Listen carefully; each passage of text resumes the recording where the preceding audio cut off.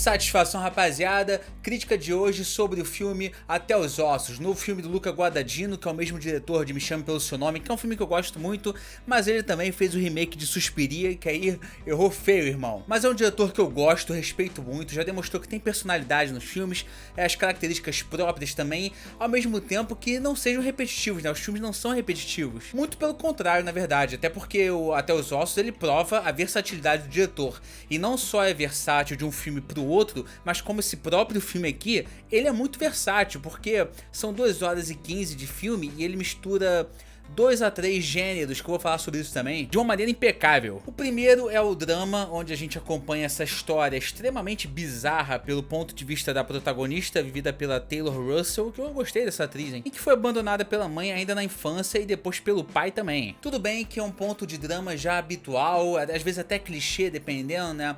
Já é bem tradicional, principalmente se você for ver assim no papel, né? Só que antes de apresentar a dramaticidade do filme, ele te apresenta o outro gênero dele, que é o terror. Se você não sabe, Até os Ossos acompanha a história da Maren, uma jovem com desejos canibais, que depois de ser abandonada pelo pai, decide atravessar os Estados Unidos para conhecer a mãe e entender mais sobre suas origens. E aí, nesse meio tempo, ela conhece o personagem do Timothée Chalamet, que também é um canibal, né? E aí os dois passam a viver o romance pelas estradas dos Estados Unidos, enquanto dão suas paradas ali para dar um almoço, uma janta, se é que você me entende. E como eu falei, o elemento horror ele é apresentado antes mesmo do peso do drama ser sentido nesse filme.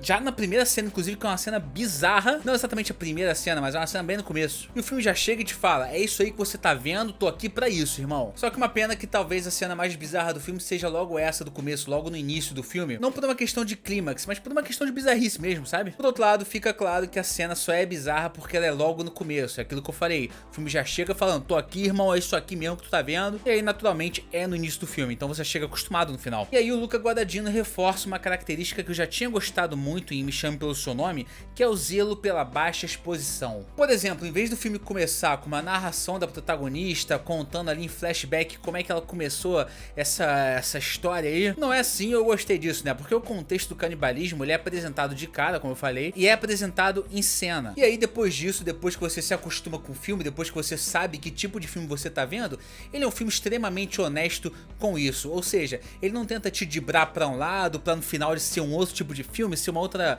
não exatamente de mensagem, mas, sabe, mudar o gênero do filme do nada. Não, é um romance dramático com terror. Ele passa então a quebrar a linearidade da história sem quebrar a linearidade da narrativa. Isso porque essa quebra acontece de forma indireta, quase que em segundo plano, sabe? Isso porque até metade do filme, mais ou menos, um pouquinho depois da metade, a protagonista ela tá ouvindo uma fita deixada pelo pai, uma fita cassete, onde ele tá tentando justificar pra ela por que ele foi embora, por que ele largou ela, porque não tava dando. Mas aí, como não tem flashback, essa estrutura narrativa não é desmontada, ela não é quebrada. É isso que eu quis dizer com a linearidade, sabe? É um filme longo com uma temática pesada e pessimista também. Então, se ele fosse pra esse lado de flashback, de ficar indo e voltando na linearidade, ele seria cansativo, cara, sinceramente. O que ele não é cansativo. Mas sim, pra mim é um filme muito bom sim, mas que ele funciona muito mais na exploração do terror, seja ele nas cenas gráficas ou então em frases bizarras ditas pelos personagens, né? Que é como se rolasse toda uma cultura disso aí, né? Essa porra aí de canibalismo, porque, tipo,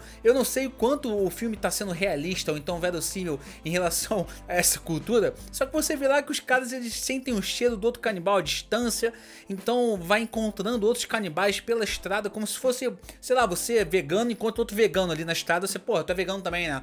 Como se fosse isso, entendeu? O exemplo do vegano foi sem querer irônico, né? Então tem essa quebra de realismo também. Assim, não dá pra chamar de realismo, né? Eu vou chamar de verossímil. Porque como eu falei, eu nunca nem ouvi falar de um caso de canibal. Eu sei que existe, tá? Eu sei que existe o próprio Armie Hammer, que deveria estar nesse filme, inclusive. O Guadagnino gosta do Armie Hammer. É um filme perfeito pro Armie Hammer estar aqui. E não que isso seja um problema, mas aí a gente entra naquela história de quebra de imersão, né? Que é uma coisa que eu sempre falo, tipo...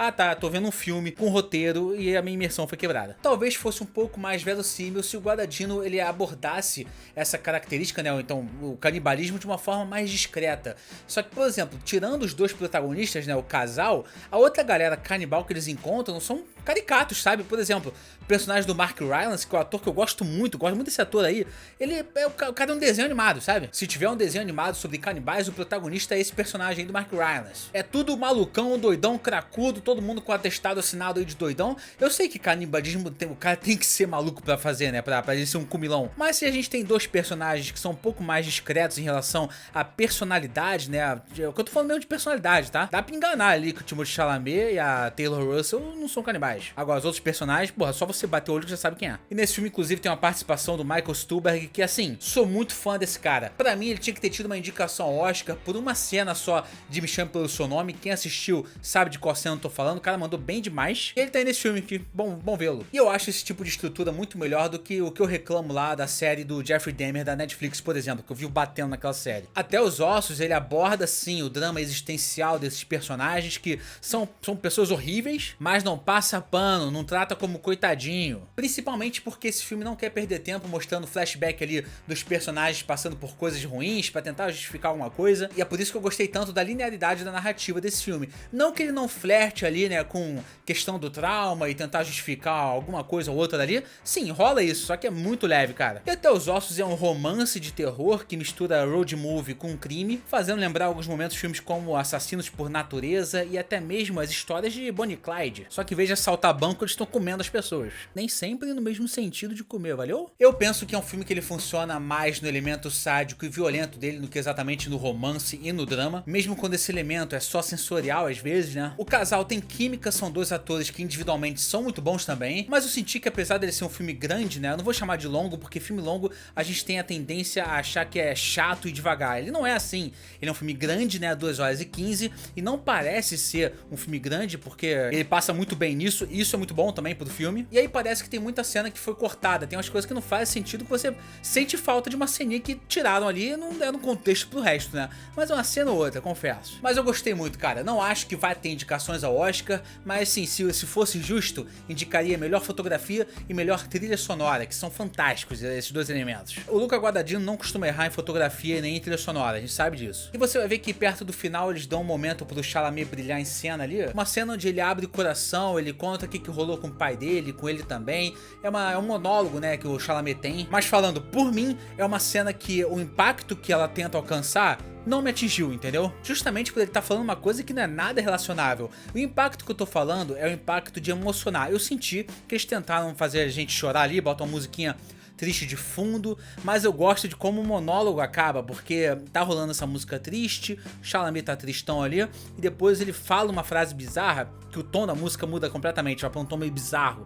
Isso eu gostei, só que tentaram emocionar e eu acho que falta essa conexão, porque a gente não é canibal, porra. Eu não acho que você tem que passar pela mesma coisa que o cara passou pra te emocionar, não é isso. Mas, cara, é uma coisa muito fora do real e muito errada, né? Talvez nesse caso tivesse sido legal mostrar um flashback do que ele tava contando pra causar um impacto, mas um impacto negativo, bizarro mesmo, entendeu? E assim, o final do filme é excelente, é um final shakespeariano, elevado ao bizarro, então rebaixado ao bizarro, que eu gostei muito. E é isso, irmão, comenta aqui embaixo a opinião de vocês, comenta aqui o que vocês acharam desse filme, se vocês já assistiram, se vocês vão assistir. E é isso aí, até a próxima, valeu, fui!